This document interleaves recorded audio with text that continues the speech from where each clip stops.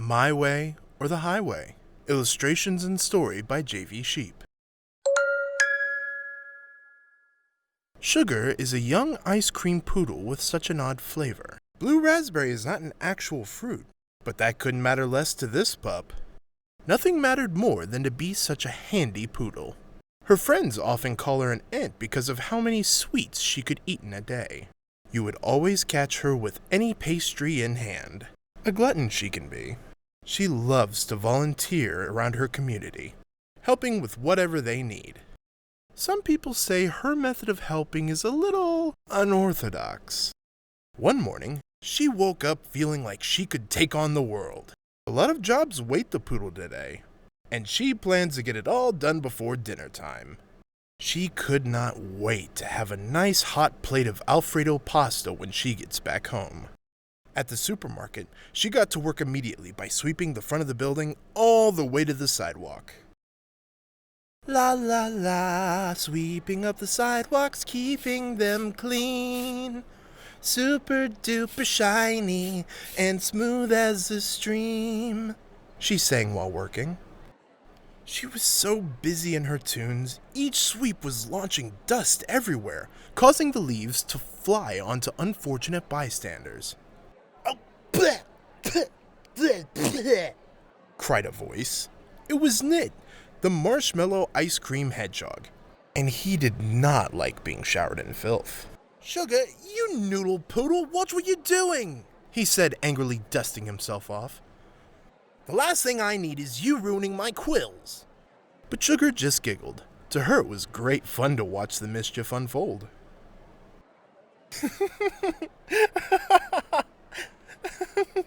"You look so silly covered in those leaves. I could have mistaken you for a tree," she said. "You're not supposed to sweep sidewalks like that."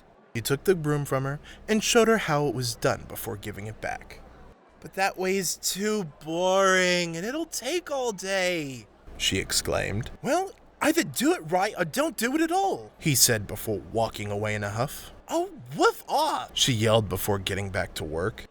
She always thinks her way is the only way and thinks nothing of it. It hasn't gotten her into trouble then, and it won't get her into trouble now, she thought. The whole day, each job was done the way she would do it. Everyone would tell her to be careful, but she wouldn't listen. She'd almost fall while cleaning the gutters, tripping over buckets of water when cleaning the floor, and running back and forth instead of walking when making her rounds at the food court. "My way is the best way," she'd always reply. It was almost 5 in the afternoon when she finished all of her jobs and was very tired. She was looking forward to that hot meal all day. On her way home, she encountered a milkman who had suffered a punctured tire. His van had stepped over a rusty rail spike. "Oh, this is terrible," said the milkman. "I still have these deliveries to make. You there, Poodle, would you be so kind as to give me a hand?" Pointing at Sugar. "Sure. Do you need me to make some deliveries?" she said while looking at the state of his poor old van. "Yes, indeed. I have 2 crates of milk that need to be delivered. The addresses aren't far, so you can take the bus while I phone for a truck. Here they are," writing them down on the sticker and pasting them on each one. "Be quick now, or they might spoil." The boxes were very heavy, but she was determined to get them delivered. She wouldn't stop for anything until the crates were out of her sight. Anything except a green fox with a bushy tail standing beside a corner when she rounded a bend. "Any more crates and your arms would pop off," Needles chuckled, seeing the state Sugar is in. "Oh, shut it." Sugar said, trying not to lose her grip on the crates. "Here, let me help you with those." No, no, she exclaimed before Needles could finish. She wanted to do it all by herself with no help. But she had to oblige after one of the crates nearly dropped onto the ground. The crate Needles had to deliver was on the other side of town, but he had a brilliant idea. "We'll take the bus. It'll be much quicker, and I can use my tokens for the both of us." "You can take the bus," said Sugar. "Your load is far, while mine's just over this hill." "Good luck then," scoffed Needles. "You're gonna need it." While Needles was off to find the nearest bus stop, Sugar was halfway through her journey and already regretted not listening to him. Her legs may as well been noodles since they became weak and floppy when she finally reached the top. But Sugar was so tired from climbing the hill, she did not want to walk all the way down with such a heavy crate. She wanted to get there fast and effortlessly as possible. Finding an old trolley by a tree, she had the brilliant idea of using that old thing to carry the crate the rest of the way down. It seemed to be working, as it not only sped up the process, but gave her arms a rest. But you and I know, if a trolley is left out in the open, there's probably a reason for it. Sugar soon found out when the handles broke off the cart. If the cart had arms, it would wave bye-bye as it sped down the hill. "Hey, come back!" she yelled, now giving chase towards the runaway milk crate. Sugar ran as fast as she could down the hill, but the trolley just kept outdistancing her no matter what she did. It didn't help that the weight of it acted as a battering ram, knocking down anything in its path. It crashed through some garbage bins, launching its contents everywhere. "Help! Help!" she wailed. Everyone saw what was happening and immediately stepped out of the way. No one dared to even go near the battering ram.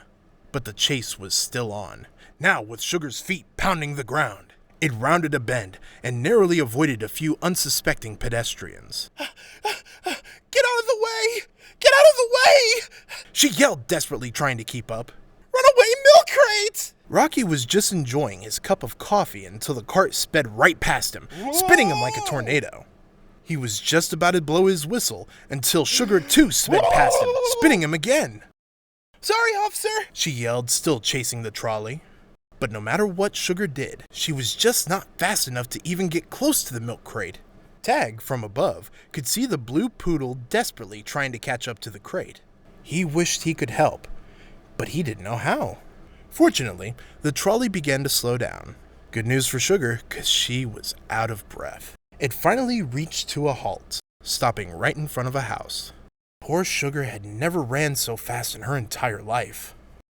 She felt like she could collapse at any moment when she finally reached the crate. "Ah, there's the milk I've been waiting for," said a voice. The door opened and out came a ube ice cream bear. "Thanks for delivering it on time." "Oh, Sugar, I didn't know you were the milkman for today," he said. "It's a long story," she said, still trying to catch her breath. "Enjoy your milk, Cotton." On her way to a bus stop, she saw Needles enjoying a nice cool drink after delivering his load just moments ago. So much for taking the bus, eh? Said Needles in a cheeky tone. Still want to do things your way? Sugar wanted to say something back, but just kept her mouth shut. At least Needles was kind enough to buy her a water bottle before she rode the bus. She just wanted to go home and lie down in her bed and just get the day over with.